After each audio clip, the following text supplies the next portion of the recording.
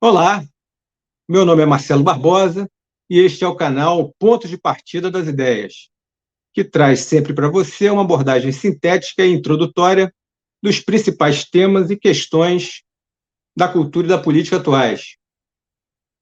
O vídeo de hoje é sindicalismo. E para tratar do assunto, estamos aqui com um dos maiores estudiosos da questão no Brasil. Eu me refiro ao José Darim Krain. Ele é docente da Unicamp, Universidade Estadual de Campinas, e membro do CESIT, Centro de Estudos Sindicais e Economia do Trabalho.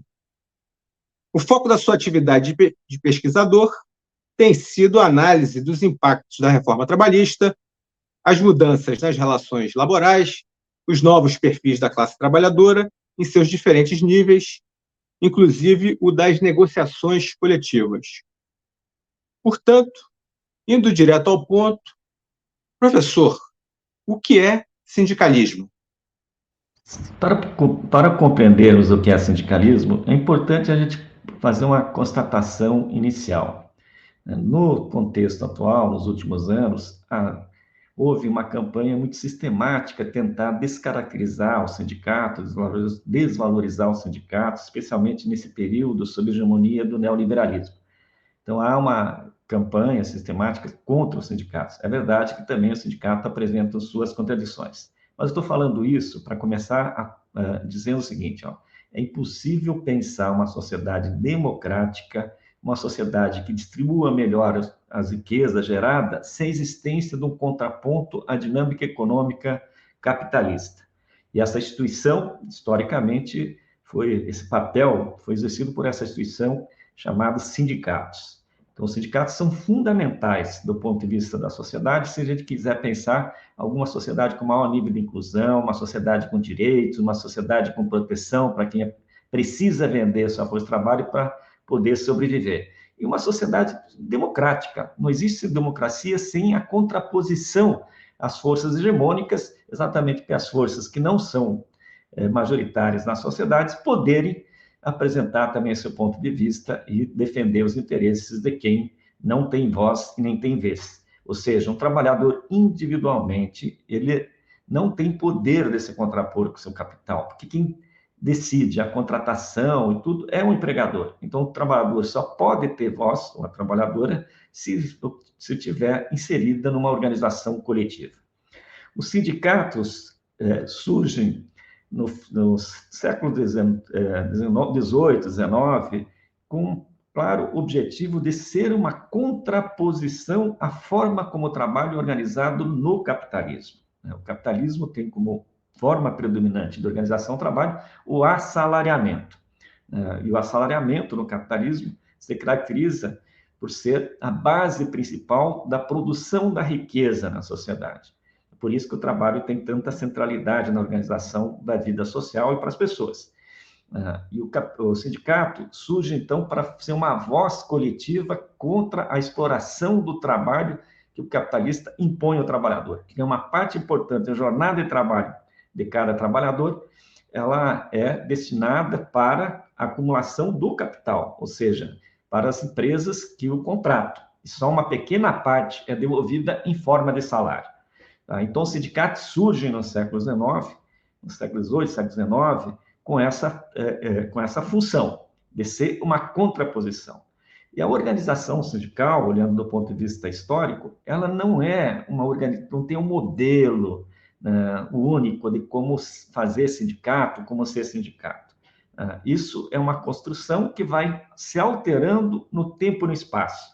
Ou seja, o sindicato vai adquirindo novas formas de ação, de organização, de estratégias de luta no tempo e no espaço. Por exemplo, no século XIX, você tem uma organização sindical mais geral, reunindo todos os trabalhadores na perspectiva de combater a sociedade capitalista. Então, tem claramente um recorte aqui político, ideológico, de contraposição à acumulação do capital, como ela ocorre no capitalismo, e ele é alimentado também pelas ideologias críticas ao capitalismo.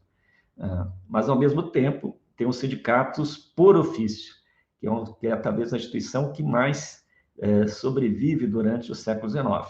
E o sindicato por ofício, ele atuava no sentido de restringir a exposição à concorrência dos seus representados, ou seja, atuava no sentido de quem ele representava, que era fundamentalmente trabalhadores qualificados, não representava todo mundo, os trabalhadores qualificados não se submeteu a uma concorrência predatória no mercado. Então, por exemplo, colocar restrições para a entrada de estrangeiros naquele mercado de trabalho, dizer quem pode exercer aquelas profissões é quem tem aqui um determinado curso, uma determinada qualificação, tá? Então, colocava restrições. Obviamente, também realizava greve, mobilizações, no sentido de melhorar as condições de vida e as condições de remuneração do trabalho. Tá? Esse tipo de sindicato prevaleceu durante boa parte do século XIX. No século XIX também ocorreram muitas mobilizações sociais, muitas lutas, e que possibilitaram também a organização, né, dos dois grandes instrumentos que vão atuar no mundo do trabalho, o que nós chamamos o movimento trabalhista, que são os sindicatos e os partidos de base operária. É verdade que no século XIX também existiam organizações cooperativadas, outras formas de organização coletiva, mas a partir da primeira Associação Internacional de Trabalhadores, 1864, os dois instrumentos que vão prevalecer como sendo fundamentais para melhorar a condição de vida das pessoas, o sindicato e os partidos políticos, tá? Os partidos de base operária. Aqui você tem uma ideia, no senso comum, de que o sindicato não pode se envolver com a política, mas na história do movimento trabalhista é impossível separar sindicato da política. Por quê? Porque os sindicatos atuam no sentido de melhorar a condição de trabalho no âmbito da empresa, no âmbito de uma categoria profissional, e os partidos, junto com os sindicatos, também pressionam o Estado no sentido de instituir políticas públicas de proteção aos trabalhadores, direitos trabalhistas, por exemplo. No século XIX é isso. No século XX, depois das transformações aqui com a segunda Revolução Industrial, com a ampliação do direito de voto, em que os trabalhadores começaram também a ser votantes e poder ser votados, que foi uma conquista do movimento trabalhista nessa ampliação do direito de voto. Mais tardiamente, as mulheres também têm esse direito de voto. Com essas transformações, no século XX, a atuação sindical muda de patamar. Por um lado, muda de patamar porque há uma certa politização, ou seja, o tema do trabalho entra nas campanhas eleitorais. Com isso, vão se introduzindo uma série de proteções sociais, uma série de direitos trabalhistas, vão se constituindo, inclusive, uma Organização Internacional do Trabalho, a OIT, e a OIT ela tem uma representação tripartite, mas é uma organização que vocaliza os temas do trabalho e com forte presença também dos movimentos trabalhadores nessa organização. Então, tem uma atuação perante o Estado, perante a sociedade, na defesa dos trabalhadores, na defesa dos direitos. Mas isso é combinado também com uma ação que o sindicato deixa de ser o sindicato que representa só os trabalhadores qualificados e passa também a representar os trabalhadores não qualificados, ou seja, representar o conjunto de uma categoria profissional. Então, a organização sindical muda de patamar, deixa de ser por ofício e passa a ser por setor econômico. É esse o tipo de sindicato que vai prevalecer durante todo o século XX. Todo o século XX é esse tipo de sindicato que vai prevalecer. Então, esse sindicato ele vai se organizar no âmbito do Estado ou no âmbito regional, vai atuar de forma coordenada na mesma categoria, realizando greves, mobilizações, e vai introduzir uma grande novidade de estabelecer a relação, as regras da relação de emprego por meio da negociação coletiva. Então, a negociação coletiva é introduzida no mundo sindical a partir do século XX. A partir do século XX. Aí sim, regularmente vai ter as convenções, os contratos coletivos, acordos coletivos de trabalho, que vão estabelecer quais são os direitos, quais são as regras que determinam a relação de emprego em cada uma das empresas no setor econômico. Mas esse processo vai avançando na perspectiva de que a definição dos direitos deixa de ser realizada no âmbito puramente do mercado e passa a ser definida num espaço mais público, É por isso que nós denominamos que há uma regulação pública do trabalho. Hyman chama atenção a um processo, inclusive, de desmercadorização do uso da força-trabalho, porque essas regras, né, de salário, de jornada, dos benefícios sociais, da forma como se exerce a própria atividade profissional, elas vão sendo definidas no espaço mais público, ou no âmbito das convenções coletivas, das negociações coletivas, ou por meio do Estado, por meio de legislações, como, por exemplo, uma legislação do salário mínimo, uma legislação que garante aposentadoria para as pessoas, uma legislação que garante proteção às mulheres em caso de gravidez, etc. Porque dois princípios vão se constituindo na sociedade para dar bases para esse tipo de ação, né, que vem desde a origem da OIT, da Organização Internacional do Trabalho. Quais são os dois princípios? O primeiro princípio de que a relação capital-trabalho é marcado pela assimetria, é marcado pela desigualdade. O trabalhador individualmente não tem poder de negociar com seu empregador. Então, você pode equilibrar um pouco mais as forças, reconhecendo legitimamente os sindicatos como a representação coletiva dos trabalhadores. Tá? Então, esse é o primeiro princípio fundamental que vai dar base para legitimar nas sociedades, no século XX, nos países centrais, os sindicatos como uma organização importante para a democracia, para a vida social, para garantir a sociabilidade. Então, esse é o primeiro princípio fundamental. O segundo princípio fundamental aqui é de que quem trabalha é uma pessoa humana, né? Mesmo que essa atividade esteja voltada para o processo de acumulação do capital, essa força de trabalho não pode ser considerado uma mercadoria como qualquer outra. Portanto, tem que ter proteção para quem trabalha. Tem que ter proteção para no sentido de garantir a dignidade dessa pessoa humana, garantir as condições da sua reprodução, da sua família na sociedade.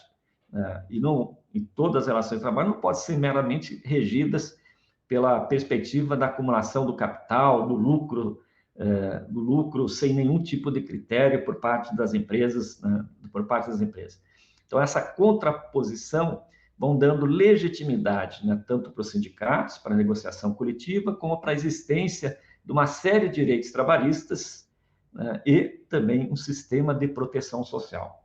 Então, esse sistema de proteção social, de direitos trabalhistas, não seria possível ser construído sem a existência do sindicato. Hoje, muitas vezes, né, se fala de que os sindicatos não têm mais função, não têm importância, mas não se reconhece de que a existência desses direitos só são possíveis porque ocorreram lutas, aconteceram greves, aconteceram mobilizações, aconteceram organizações coletivas, e isso foi feito por meio das organizações trabalhadoras. Então, esse ponto é fundamental para a gente ter presença e para a importância dos sindicatos. Tá? Agora, no período mais recente, os sindicatos eles estão sendo questionados e estão perdendo força na sociedade. É preciso reconhecer isso. Né? Estão, talvez, no processo de uma encruzilhada, porque as mudanças na base de organização e com as novas tecnologias, elas estão alterando as configurações das classes trabalhadoras. Então, é uma classe trabalhadora muito mais heterogênea, mais segmentada. E aqui, talvez, os sindicatos também estejam desafiados a se repensar para poder representar novamente esse coletivo imenso de trabalhadores tão heterogêneos, encontrar ponto de unidade dos trabalhadores tão heterogêneos, para poder desenvolver uma luta coletiva no sentido de recolocar de novo, né, o trabalho na centralidade da vida social, de recolocar de novo que não é possível construir uma sociedade com coesão social sem a existência de direitos, sem colocar limites na forma como o trabalho, como o capital usa a vida dos trabalhadores, né, que isso tudo piorou muito fortemente no período recente. Então, ou seja, o que estou querendo chamar novamente a atenção é que, mesmo que o sindicato esteja desafiado, nós temos que entender que é impossível numa sociedade capitalista, que ela permanece até os dias atuais, você ter algum grau de coesão, algum grau de inclusão, sem uma possibilidade de uma organização coletiva dos que continuam precisando vender sua força de trabalho para sobreviver, dos que continuam sendo explorados de uma forma ou de outra para viabilizar o processo de acumulação da riqueza. Isso se tornou mais fundamental ainda nesse contexto em que se ampliou as desigualdades. Tanto que 2 economistas muito importantes, que ganharam até prêmio Nobel de Economia, escreveram textos recentemente, como foi Stiglitz e o Truman, dizendo que nós temos que, de novo, voltar a reconhecer a importância dos sindicatos na sociedade. Porque se a gente não tiver uma contraposição, essa dinâmica de acumulação, de organização econômica pelo mercado, nós vamos continuar ampliando as desigualdades sociais. Então, a forma de contrapor a ampliação das desigualdades é reconhecer que os sindicatos são fundamentais. E isso, de certa forma, se provou como verdadeiro na pandemia.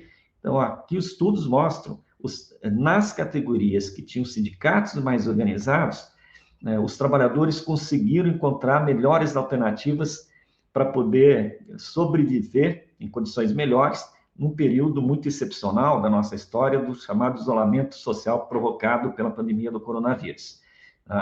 Então, isso ficou comprovado. Portanto, o que nós estamos chamando a atenção aqui, do ponto de vista mais geral, e que a gente quer afirmar, talvez o sindicato precise se reinventar, novas formas de organização coletiva têm surgido por fora das estruturas sindicais, mas não é possível pensar uma sociedade para combater as desigualdades, para promover essa inclusão social, para promover uma sociedade que seja democracia, sem que haja contraponto ao capital. E o contraponto ao capital só pode ser feita pela organização coletiva de trabalhadores, fundamental. E essa organização coletiva de trabalhadores, é a única que pode vocalizar para a sociedade que é impossível reorganizar a sociedade em outras bases sem recolocar o trabalho em outro lugar do que ele ocupou nos últimos tempos. Ou seja, o trabalho não pode ser meramente um instrumento racional das pessoas obter a sua sobrevivência. O trabalho, ele precisa ter valores, ele precisa estar a serviço de atender às necessidades humanas, às necessidades ambientais, de ser também um fator de realização pessoal, e não simplesmente uma mera estratégia racional de obter a sua sobrevivência. Então, para isso, para a gente pensar, organizar a sociedade em outras bases, para redistribuir o trabalho útil na sociedade, com a redução da jornada, para repensar a questão das ocupações a serem criadas na sociedade, até para você construir uma sociedade com desenvolvimento sustentável, é fundamental que seja reconhecida a importância da organização coletiva. E essa organização coletiva hoje, ela se expressa nos sindicatos. Bom, após esse substancioso ponto de partida, eu pediria ao professor Dari que fornecesse sugestões de leitura para quem quiser continuar se aprofundando no tema. Eu vou sugerir primeiro o que é sindicalismo, é um texto dos primeiros passos, do Ricardo Antunes, que acho que também traz, é um texto já escrito há algum tempo, mas traz aqui dados substantivos para entender melhor essa questão da função dos sindicatos na sociedade.